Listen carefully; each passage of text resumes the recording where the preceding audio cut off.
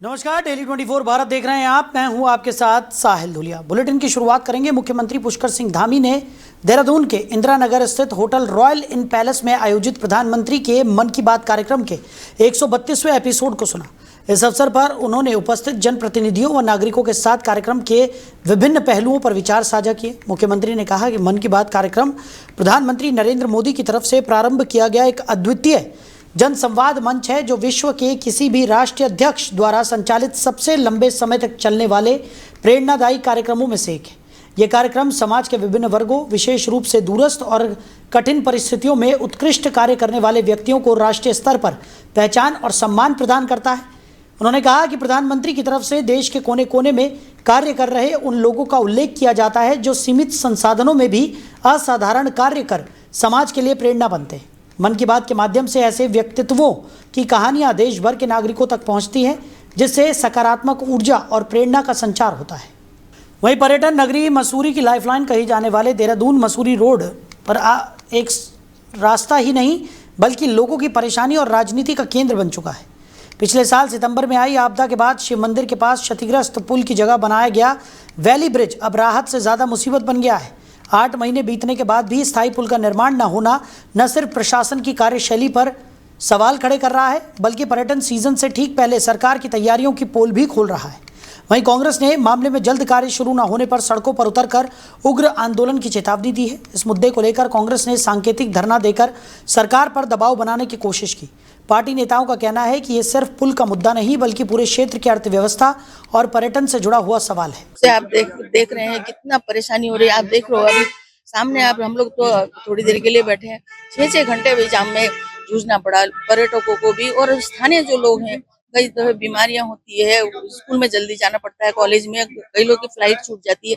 तो ये बहुत दुर्भाग्यपूर्ण बात है। 15 दिन पहले अभी 15 दिन हो गए उनको विधायक जी को बोले हुए कि ये तुरंत जल्दी बन जाएगा बोल के। इस तरह से लोगों को भ्रमित करके बिल्कुल जोड़कर बांध कर रखते हैं कि कोई मुद्दा न उठा सके। तो जो हम लोग विपक्ष में रहकर हम नहीं उठाएंगे तो कौन उठाएगा। और ये स्थानीय लोगों का मुद्दा हमको उठाने की बहुत जरूरी है। और मैं यहाँ पर सभी को, क्योंकि आज सुबह ही मैंने 1 घंटे पहले ही लोगों को बोला और सब यहाँ पर आ गए क्योंकि लोगों की बहुत परेशानियां हैं।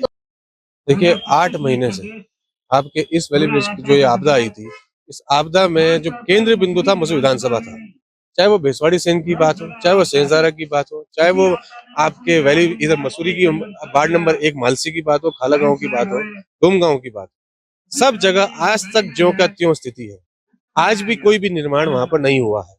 हमें बहुत दुख के साथ ये आपके यहाँ पर ये धरना प्रदर्शन करना पड़ रहा है कि क्यों जनता को सड़क पर बैठना पड़ रहा है, क्यों लोगों को ये आवाज उठानी पड़ रही है। कह रहे दिल्ली से आप 2.5 घंटे में मात्र देहरादून पहुंच जाएंगे, 2.5 घंटे के अंदर रास्ता इतना शॉर्ट हो गया। परंतु आदमी जब वहाँ आशा रोडी पे पहुंच जाएगा उसके बाद क्या करेगा? उसके बाद तो वो यहाँ पर कम से कम 5 घंटे तो उसको यहाँ लगेंगे। ये कुठाल गेट पर आने पे, कुठाल गेट में फिर बेचारा वैली ब्रिज पे खड़ा रहेगा 2-2.5 घंटे।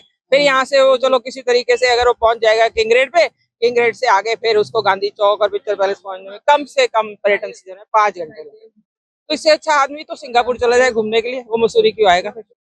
वहीं विकासनगर क्षेत्र में एलपीजी गैस की कालाबाजारी और अनियमित वितरण पर प्रशासन ने कड़ा रुख अपनाया है। बिना अनुबंधित वाहनों से गैस सिलेंडर की डिलीवरी की शिकायतों के बाद क्यूआरटी की तरफ से सघन चेकिंग अभियान चलाया गया। अभियान के दौरान प्रशासन की टीमों ने 50 से अधिक स्थानों पर छापेमारी की। इस दौरान नियमों का उल्लंघन करते पाए जाने पर 12 घरेलू गैस सिलेंडर जब्त किए गए। अधिकारियों ने बताया कि अवैध रूप से सिलेंडरों की सप्लाई और स्टॉकिंग पर विशेष नज़र रखी जा रही है। विकासनगर में 7 गैस एजेंसियों का भी निरीक्षण किया गया, जहां दस्तावेजों और वितरण प्रक्रिया की गहन जाँच की गई। वहीं राजीव नगर और रिस्पना क्षेत्रों में 38 दुकानों पर कार्रवाई करते हुए कई अनियमितताएं पकड़ी गई। प्रशासन ने स्पष्ट किया कि गैस वितरण में किसी भी प्रकार की लापरवाही या अवैध गतिविधि बर्दाश्त नहीं की जाएगी। नियमों का उल्लंघन करने वालों के खिलाफ सख्त कार्रवाई जारी रहेगी। साथ ही आम जनता से अपील की गई है कि वो अधिक कीमत पर गैस सिलेंडर खरीदने से बचें और किसी भी तरह की गड़बड़ी की सूचना तुरंत प्रशासन को दें।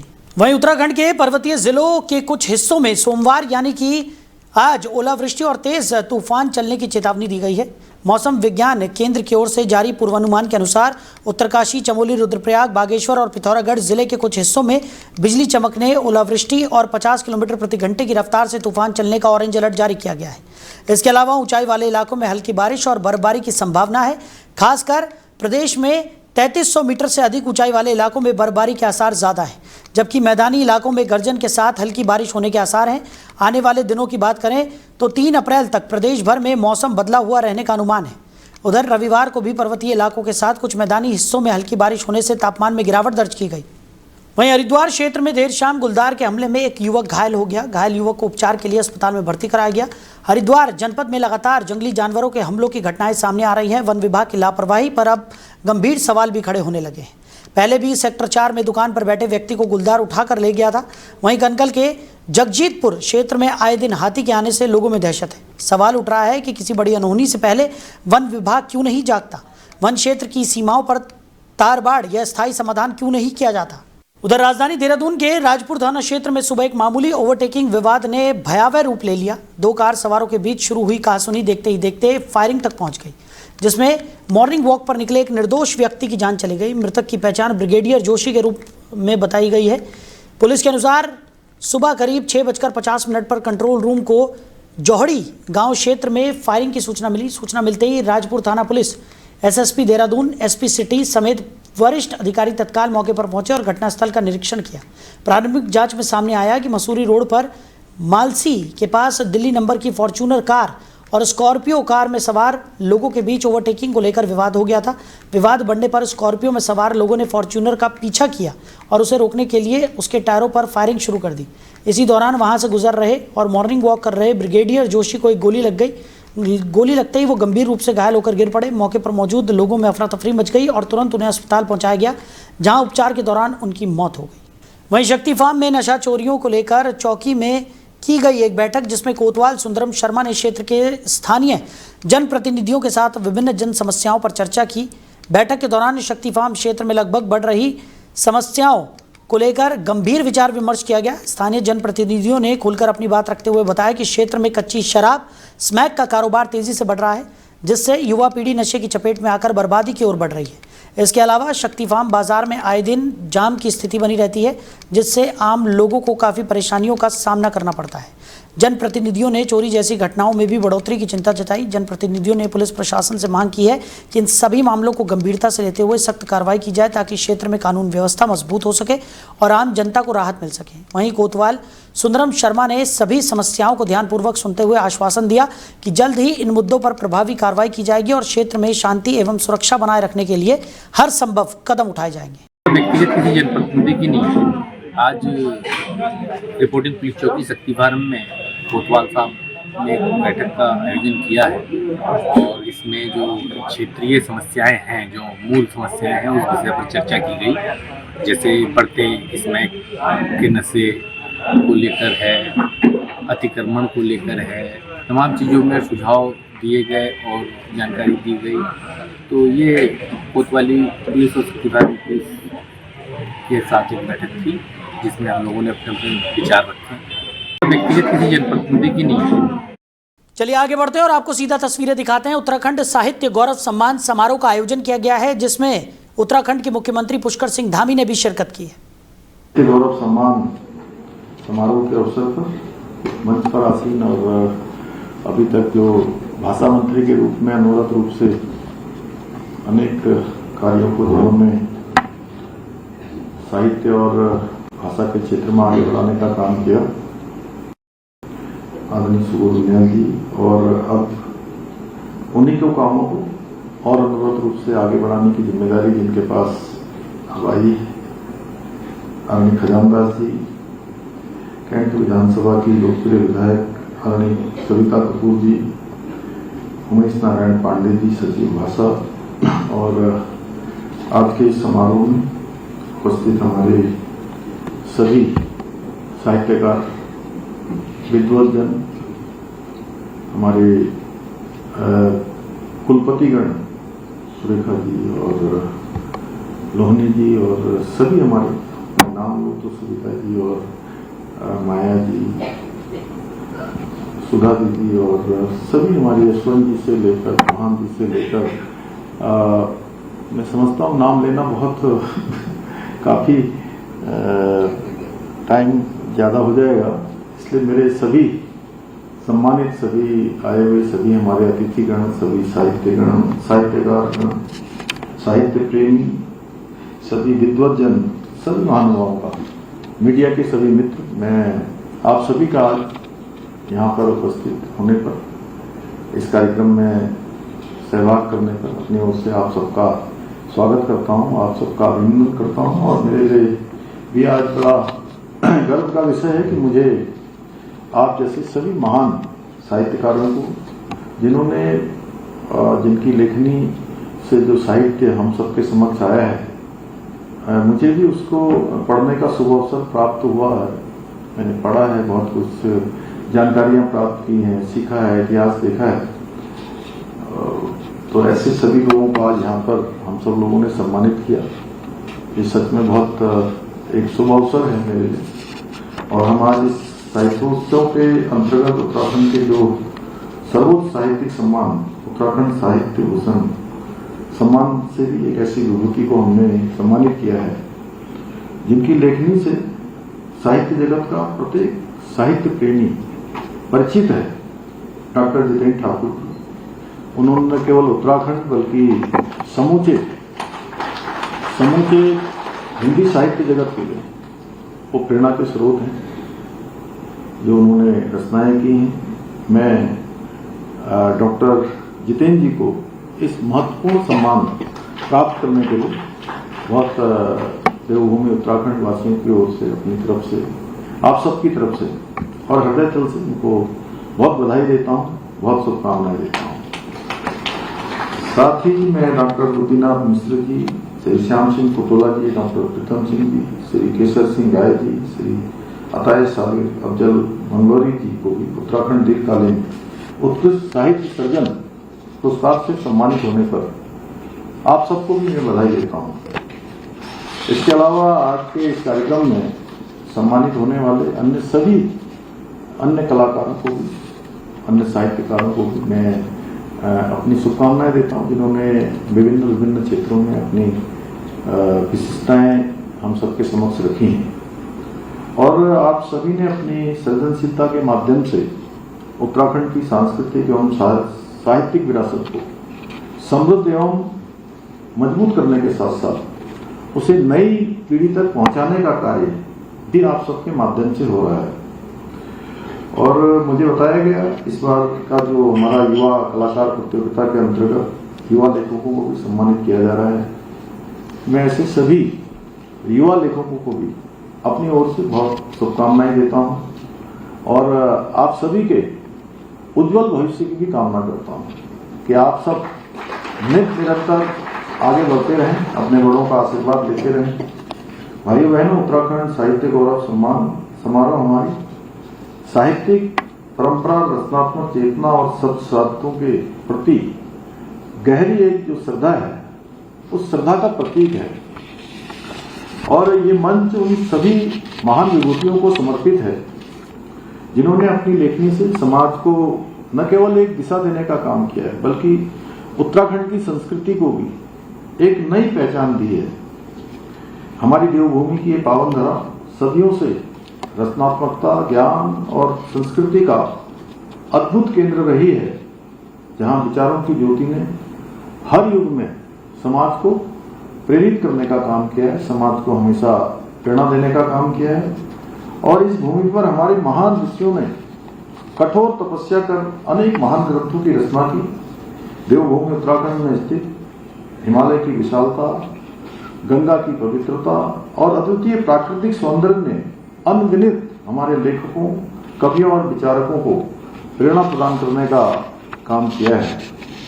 सुमित्रानंदन पंत, गौरा पंत शिवानी, मोहन उपेती, शैलेश मटियानी जैसे महान साहित्यकारों ने इस भूमि को अपनी लेखनी से गौरवान्वित किया है।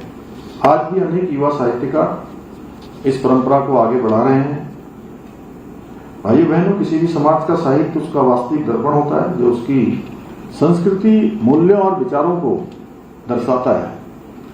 साहित्य, संगीत, कला से रहित व्यक्ति या समाज कभी भी इतिहास नहीं बना सकते। और इस संदर्भ में हमारे शास्त्रों में भी कहा गया है, साहित्य, संगीत, कला विहीना साक्षात पशु पुक्ष विषाणहीना। अर्थात साहित्य, संगीत और कला से रहित जो मनुष्य है, वो बिना पूंछ के और बिना सींग के पशु के समान है।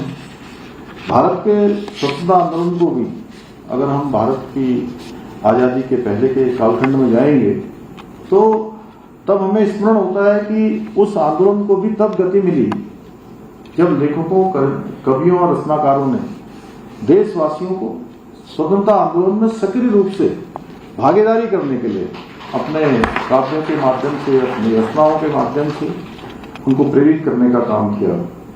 और हमारे राज्य का, उत्तराखंड राज्य का आंदोलन हो, उसमें भी हमारे अनेक लेखकों ने और सृजनकर्ताओं ने, अनेक साहित्यकारों ने जो अपना योगदान दिया वो हम सबके लिए बहुत अविस्मरणीय है।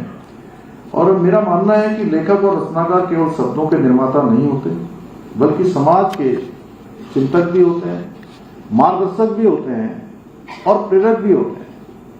लोगों को हर दृष्टि से आगे बढ़ाने का काम, उनके अंदर उत्साह लाने का काम, उनके अंदर ऊर्जा भरने का काम हमारे सब इन विद्वज्जनों के द्वारा होता आया है। भाइयों बहनों, हमारी सरकार भी साहित्य और संस्कृति के संरक्षण के लिए और उसके प्रोत्साहन के लिए प्रतिबद्ध होकर काम कर रही है। उसके बारे में अभी आदरणीय सुबोध उनियाल जी ने बहुत कम शब्दों में गागर में सागर होने का काम किया कि पिछले 4 वर्षों से लगातार हम इस दिशा में प्रयास कर रहे हैं।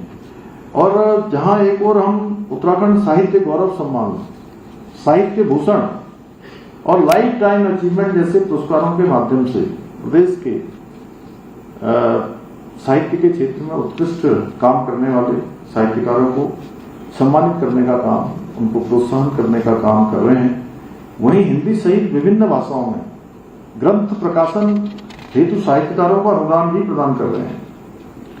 हमारी सरकार उत्तराखंड को साहित्यिक पर्यटन के एक प्रमुख केंद्र के रूप में विकसित करने के लिए भी प्रयासरत है। इसी दिशा में उत्तराखंड भाषा संस्थान द्वारा राज्य में 2 साहित्य ग्रामों की स्थापना की जा रही है, जहां साहित्यकारों के लिए आवश्यक सुविधा, आधुनिक पुस्तकालय, संगोष्ठी का अध्ययन स्थल जैसी सुविधाएं विकसित की जाएंगी। और ये पहल न केवल साहित्य साधकों को सृजन के लिए एक अनुकूल वातावरण प्रदान करेगी, बल्कि उत्तराखंड की साहित्यिक विरासत को और अधिक समृद्ध बनाने में भी अपनी महत्वपूर्ण भूमिका निभाएंगी। भाइयों बहनों, भारतवर्ष का संपूर्ण साहित्य हमारी हजारों वर्ष पुरानी सभ्यता, संस्कृति, वैचारिक समृद्धि का जीवंत प्रमाण है, जिसने विश्व को सदैव मार्गदर्शन प्रदान करने का कार्य किया है। लेकिन अगर हम पहले के कालखंड में जाएंगे तो यह भी दुर्भाग्यवश है कि समय समय पर विदेशी आक्रांताओं ने हमारी इस समृद्ध विरासत को तोड़ने मरोड़ने का प्रयास किया, उसके अस्तित्व को समाप्त करने का प्रयास किया और हमारी पहचान को धुंधला करने का भी लगातार कोशिश की। और ये भी सत्य है कि पूर्व में इस विरासत को सजोने और सहेजने के बजाय कई बार उसको नजरअंदाज किया गया, जिसके कारण से हमारी गौरवशाली परंपरा को वो सम्मान नहीं मिल पाया जिसकी वो सच में हकदार थी। परंतु आज देश के अंदर आदरणीय प्रधानमंत्री श्री नरेंद्र मोदी जी के नेतृत्व में भारत अपनी जड़ों की ओर लौट रहा है, अपनी सांस्कृतिक और साहित्यिक धरोहर को पुनः प्रतिष्ठित करने का प्रयास कर रहा है और विश्व मंच पर एक नई पहचान के साथ उभर रहा है। आदरणीय प्रधानमंत्री जी से प्रेरणा लेकर हमारी सरकार भी उत्तराखंड के बिखरे हुए साहित्य को संकलित, संरक्षित, पुनर्स्थापित करने के लिए ठोस और प्रभावी कदम उठा रही है। साथ ही हम अपनी स्थानीय भाषाओं और बोलियों के संरक्षण के लिए भी निरंतर प्रयास कर रहे हैं, जिससे हमारी पहचान, आने वाली पीढ़ियां हमारी अपनी जड़ों से जुड़ी रहे और अपनी समृद्ध भाषाई विरासत पर उन्हें गर्व हो। मैं आज के इस अवसर पर प्रदेश के आप सभी विद्वानों से, साहित्यकारों से यह आह्वान करता हूं कि आप लोग हमारी समृद्ध साहित्यिक परंपरा, हमारी सांस्कृतिक धार्मिक पहचान को अपनी रचनाओं के माध्यम से देश दुनिया के सामने प्रस्तुत करें। आप अपनी लेखनी से ये भी दर्शाएं कि किस प्रकार कठिन से कठिन परिस्थितियों में भी उत्तराखंड का प्रत्येक नागरिक उत्तराखंड का प्रत्येक जनगण मन अपने प्रदेश, अपनी मातृभूमि, अपने राष्ट्र के लिए अडिग संकल्प के साथ खड़ा रहता है। ये समूची दुनिया के सामने आना चाहिए कि कितनी कठिन चुनौतियां आज से पहले के कालखंडों में रही है, लेकिन उनके अंदर कभी भी देशभक्ति का नाम मात्र का भी जो है कमी नहीं आई। और हर परिस्थिति में, चाहे कोई परिस्थिति हो, देश के लिए मरने मिटने वालों की अगर पूरे भारतवर्ष में से संख्या निकाली जाती है, उसका अनुपात निकाला जाता है, तो उत्तराखंड उसमें हमेशा नहीं होता है। मुझे पूरा विश्वास है आप सभी अपनी लेखनी से समाज का इसी प्रकार से मार्गदर्शन करते रहेंगे और उत्तराखंड को देश का श्रेष्ठ राज्य बनाने के हमारे विकल्प रहित संकल्प को सिद्धि तक पहुंचाने में अपना आशीर्वाद भी देंगे, अपना योगदान भी देंगे। इन्हीं शब्दों के साथ, कविता की इन पंक्तियों के साथ मैं अपनी वाणी को विराम देता हूं कि शब्दों में वो शक्ति है जो युगों को बदल दिया करती है, कलम की स्याही इतिहास रच दिया करती है, जो लिखते हैं सच्चाई वही समाज को दिशा देते हैं, लेखनी के दीप से अंधियारा दूर किया करते हैं, अंधियारा दूर किया करते हैं। धन्यवाद।